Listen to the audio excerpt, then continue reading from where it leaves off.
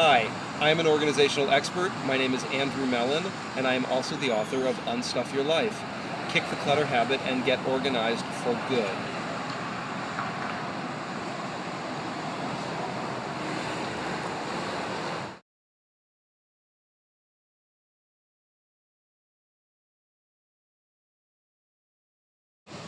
Yes and no. I was organized as a child about the things that mattered to me, which were my Matchbox cars, my baseball card collection, my chemistry set, and I used to have HO cars, which were the little cars that ran on a magnetic track around the track.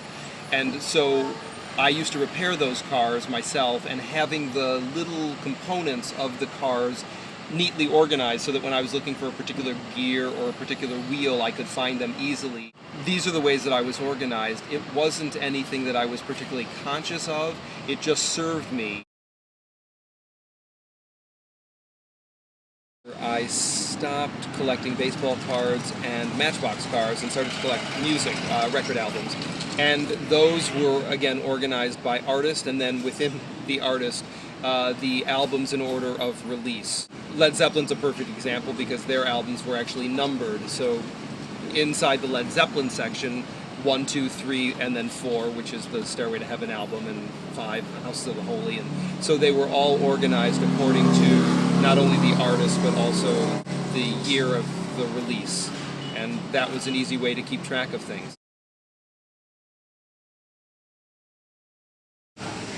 I went to Northern Michigan University, which is where I studied to be an actor and a director. And when I graduated from Northern, I moved back to Detroit. I worked in Detroit for a couple of years. I moved to Chicago, worked there for a couple of years, and then I joined a theater company that toured prisons around the United States. I moved to New York, where I worked again as an actor for several years. So I was laid off by Alice B. Theater. They ran out of money, and I came back east to produce an award ceremony at the Kennedy Center. One of our awardees was a Nobel Peace Prize winner. I came to New York to get photographs from his office, and they were a mess. And through the course of trying to organize the photographs for my own purposes, they asked me if I wanted the job of organizing all of their photographs when the award ceremony was completed, and I said that would be a tremendous honor. I'd love to do that. As it turns out, I never actually went to work for them. We rescheduled 3 or 4 times, and by the 4th time they said, when we're ready to restart, we'll actually get back in touch with you. I told everybody I got this great gig creating a comprehensive photographic archive for a Nobel Peace Prize winner. That led to a friend referring me to an accountant who needed a filing system.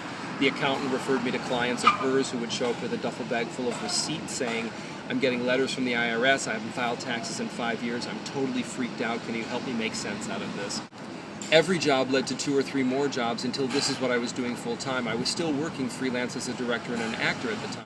So this work just kept coming at me, 2s and 3s, the clients kept coming and coming until it was what I was doing full time, and before I realized it, I had become a professional organizer. The organizational triangle is one home for everything, like with like, something in, something out.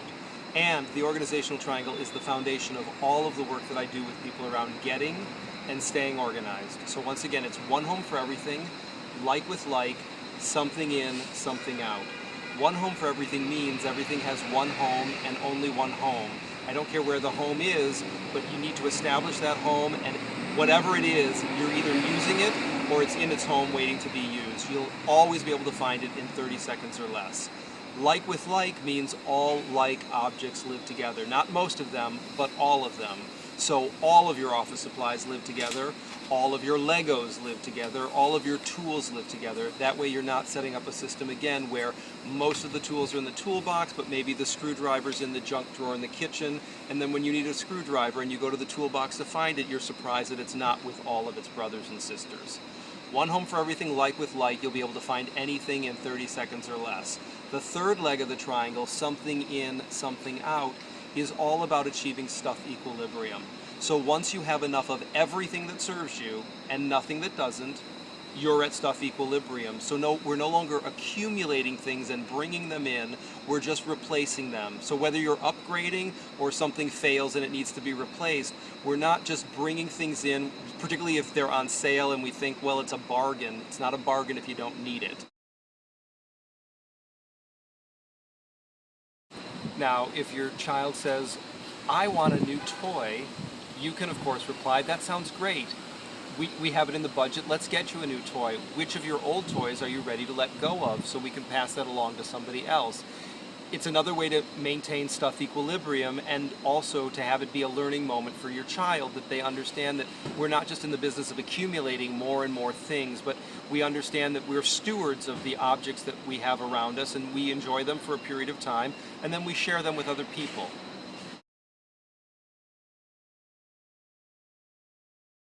My book, Unstuff Your Life, is broken up into a series of chapters, each one dealing with a particular clutter, challenge, or topic. So the very first chapter of the book is You Are Not Your Stuff, where we lay down the foundations of distinguishing you from your possessions. The next chapter is called Keys, Wallet, Purse, Bag, which are the essential items that everybody seems to misplace, and I've created a system so that you will never not be able to put your hands on anything in 30 seconds or less.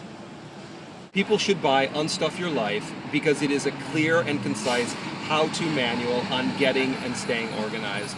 Many of the organizational books that are out there are really excellent books at describing what organization looks like, but where I think they fall short is that they don't describe how to actually get organized and stay organized. So I've written a book that takes you literally step by step through the process of going from disorganized to organized, and being able to then sustain and maintain that system.